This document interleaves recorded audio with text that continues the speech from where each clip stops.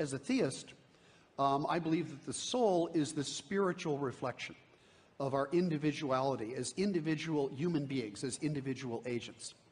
And I would say that even if you don't accept spirituality at all, the concept of the soul basically deals with our individuality, with our autonomy, with our own worth as individual human beings.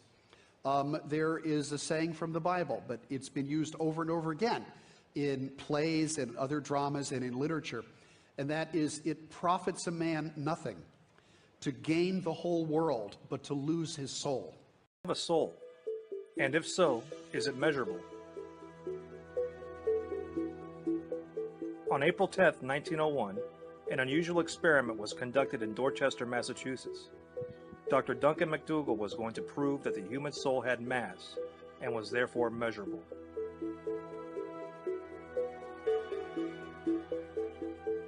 He conducted this experiment on 6 dying patients who were placed on specially made Fairbanks weight scales just prior to their deaths. The patients were selected based upon their imminent death. 2 patients were suffering from tuberculosis. A total of 5 men and 1 woman were selected for this experiment. Dr. McDougall's intention was to weigh each body, before and after death, to determine if there were any differences noted on the precision scale. In the company of 4 other doctors, Dr. McDougall carefully measured the weight of his first patient prior to his death.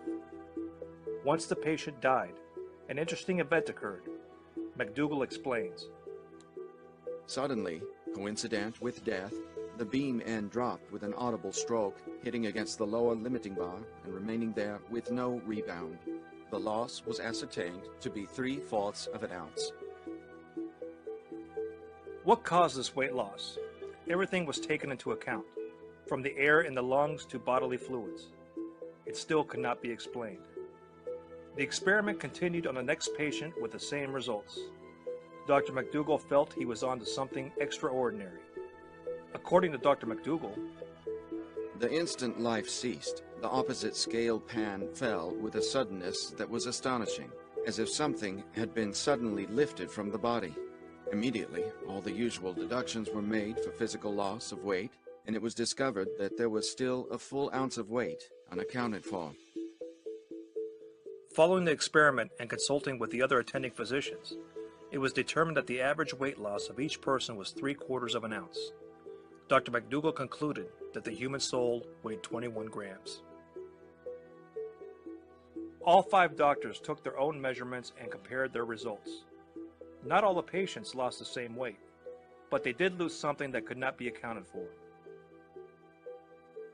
And then something interesting occurred on the 3rd patient. He maintained his same weight immediately upon death. It was only after a minute had passed that he finally lost an ounce of weight. Dr. McDougall explained this discrepancy as follows. I believe that in this case, that of a phlegmatic man, slow of thought and action, that the soul remained suspended in the body after death, during the minute that elapsed before its freedom. There is no other way of accounting for it, and it is what might be expected to happen in a man of the subject's temperament. Dr. McDougall conducted the same experiment on 15 dogs. The experiment showed no change in weight following their death. McDougall concluded that this may signify only humans have souls. H. Lav Twining, a physics teacher at Los Angeles Polytechnic High School, attempted the same experiment on mice in 1917. His conclusion was in line with that of Dr. McDougall. There was no deviation in weight when the mice died. Dr. McDougall admitted that more research needed to be done, but following these experiments, he diverted his attention to obtaining the ability to photograph the soul as it left the human body. Unfortunately, he failed to establish any further scientific breakthroughs. Dr. Duncan McDougall passed away in 1920. No further credible experiments have been conducted to verify McDougall's claims.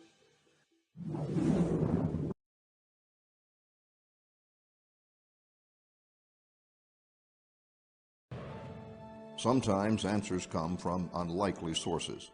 In this case, the unlikely source was a woman named Pam Reynolds.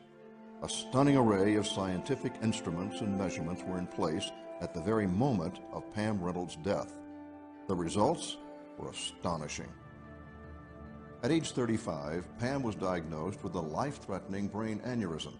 Her only hope was a very unusual operation. In order to fix the problem and to save her life, doctors would have to drain the blood out of Pam Reynolds' head. What's more, her body temperature would be lowered to 60 degrees. Her heartbeat and breathing would stop completely, and her brain waves would be flattened. Doctors who perform this intense procedure have nicknamed it standstill, because for all intents and purposes, Pam Reynolds would be dead. But what happened was so thoroughly unique and unexpected, Dr. Michael Sabin, a cardiologist and the author of Light and Death, made an extensive evaluation of the Pam Reynolds experience. The process of death, scientifically, now is known to be a process and not a point in time. It starts with normal waking reality and ends up in irreversible death. During this process, the body dies at different rates. The problem we have as scientists and physicians is to determine when the brain is actually dead, i.e. when the person is actually dead. In the case of Pam Reynolds, one of the surgeon's main concerns was seizure activity, which could prove deadly during such a delicate procedure. To guard against this and other complications, Pam's brain and body were extensively instrumented and monitored, which makes what happened next even more intriguing. Pam told the doctor she left her body and became a spectator to what they were doing to her body. Later, she was able to describe people, procedures, and even medical instruments she could not possibly have seen. Pam Reynolds had a very deep near-death experience at the time that she had documented no brainwave activity, no brainstem activity, and actually the blood had been physically drained from her head at the time. So this eliminates the possibility that this was a seizure phenomenon, because during her experience she had no seizure activity on the EEG.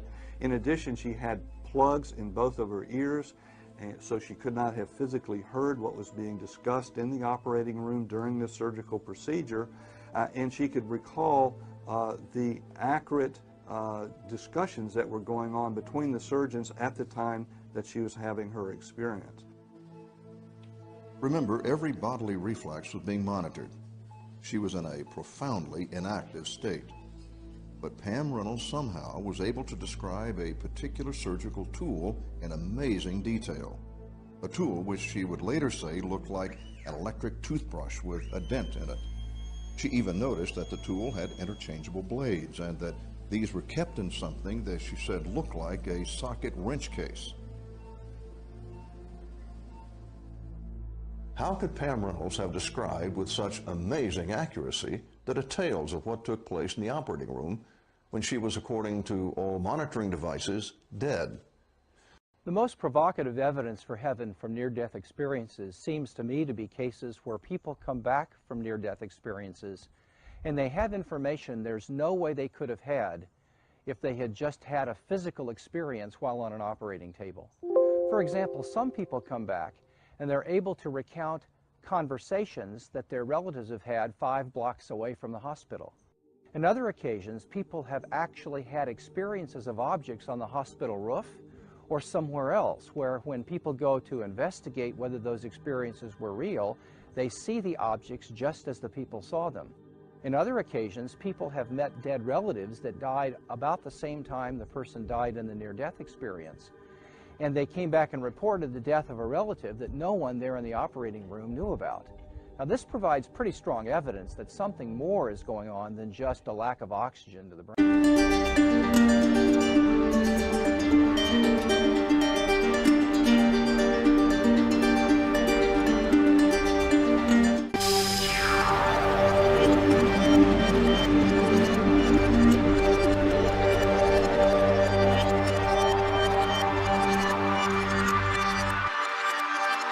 Don't forget to like and hit that subscribe button.